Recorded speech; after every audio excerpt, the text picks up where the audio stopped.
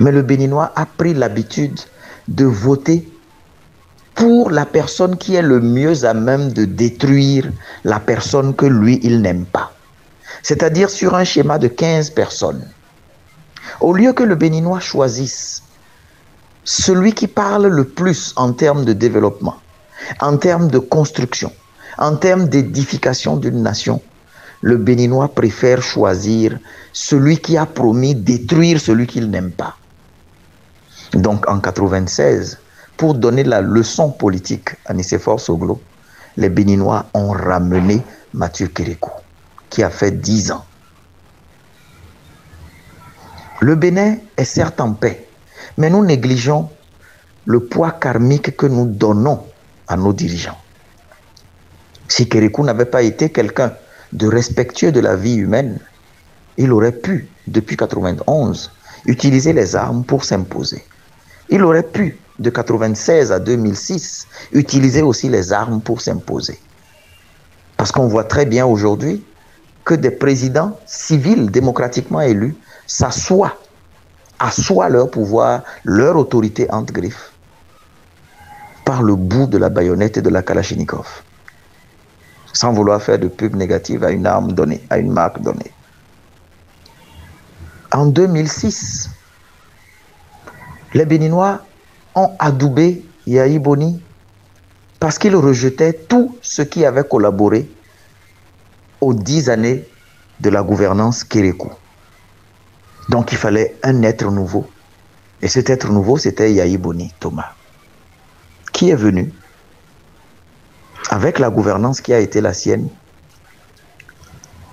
Au terme des 10 ans du président Yahi Boni, nous nous sommes retrouvés à retourner dans le même cycle de choix par la destruction. C'est-à-dire parce que le Béninois ne voulait plus de tout ce qui a collaboré à la gouvernance Yahi, y compris donc le tout frais et nouveau Premier ministre Zinsou, qui a été choisi.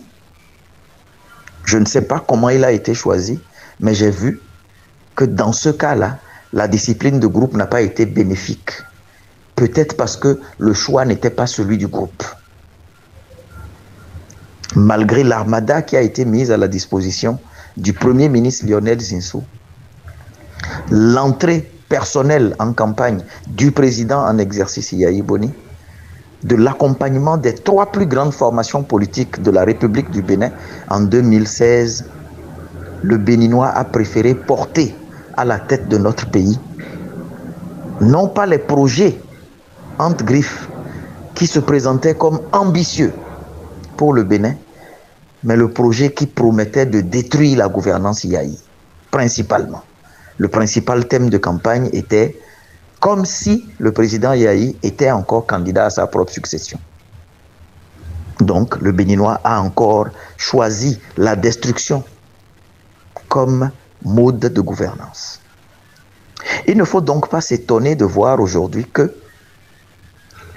celui qui a été désigné dans un environnement avec une espèce de cahier de charge pour détruire son prédécesseur, il ne faut pas être étonné aujourd'hui que s'il a envie de le faire, il puisse le faire, parce que la bénédiction entre griffes lui aurait été donnée déjà par le peuple béninois lors de son élection. Le Béninois ne choisit pas par affection, il ne choisit pas par adhésion, il choisit par le sacro-saint principe pour lui qui est important de détruire celui qu'il n'aime pas. De tous les 31 candidats qui avaient été présentés en 2016, le candidat Patrice Talon était celui qui était, on va dire, en posture de belligérance avec le président Yahi, auquel il allait succéder par la suite. Le Béninois aime humilier son prochain. Le Béninois aime donner la leçon. Mais nous ne nous rendons pas compte que nous avons instauré et nous avons installé au fil du temps dans la culture électorale de notre pays le culte de la destruction, l'environnement karmique de la destruction. C'est-à-dire nous donnons l'onction et nous donnons le cahier de charge à celui que nous choisissons de détruire celui que nous n'aimons pas. Je crois qu'il faut que nous y réfléchissions beaucoup. C'est vrai qu'aujourd'hui, avec la manière dont la gouvernance a été pratiquée, surtout politique, où nous sommes réduits aujourd'hui à devoir choisir parmi ceux que la gouvernance va décider de nous proposer comme candidats. C'est vrai que nous n'avons plus le choix aujourd'hui entre les candidats. Nous avons le choix entre ceux qui voudront nous diriger vont choisir à nous proposer. Nous n'avons plus aujourd'hui le libre choix des candidats que nous voudrons. Je suis encore nostalgique de ces moments où des candidats se présentaient au siège de la Sénat en Zémidjan. J'ai entendu un député moquer cela la dernière fois. Mais j'ai eu envie de répondre à ce député. Les candidats qui allaient en Zémidjan, à l'époque, cet environnement où tout le monde pouvait aller poser sa candidature, nous permettait au moins de sourire, nous permettait au moins de vivre ensemble en toute fraternité. Ces candidats qui sont allés en Zémidjan ne nous ont pas entraîné des morts à chaque élection. Nous continuons dans cette spirale négative. Nous attirons sur nous le feu de la destruction. Nous attirons sur nous cet esprit revanchard. Nous cultivons sans cesse cet esprit de belligérance, cet esprit belliqueux.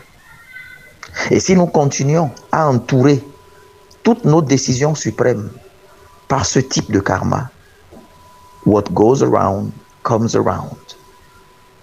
Ce que nous faisons nous fera.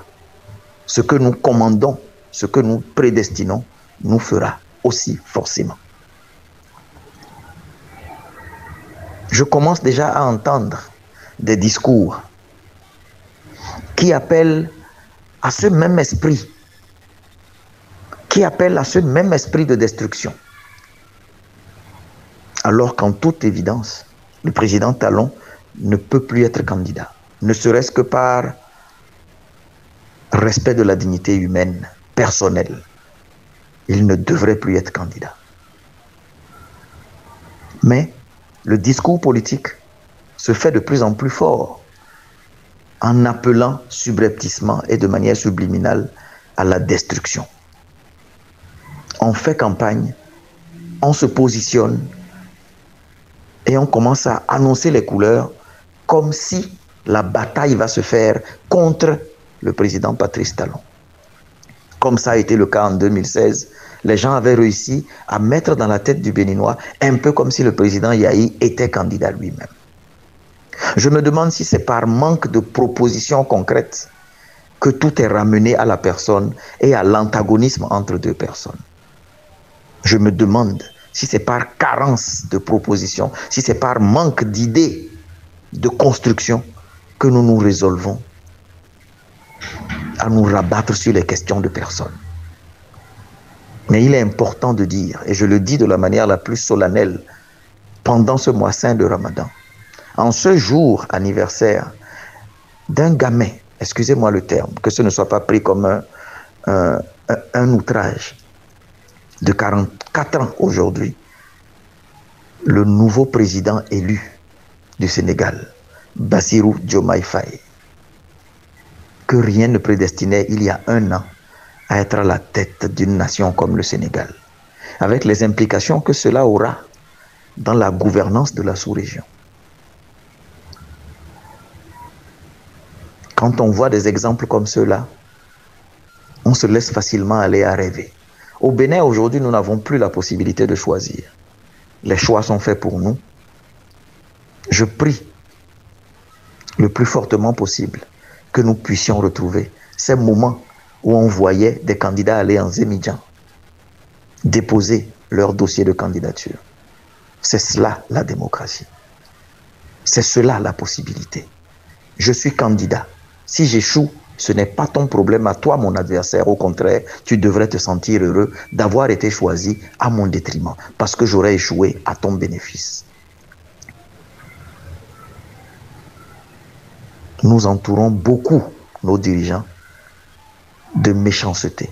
La manière dont ils viennent à la tête de nos pays ne peut que les conditionner à se comporter comme tels s'ils n'ont pas une hauteur d'esprit et s'ils n'ont pas une dignité plus grande que leurs intérêts et que leurs petits calculs personnels.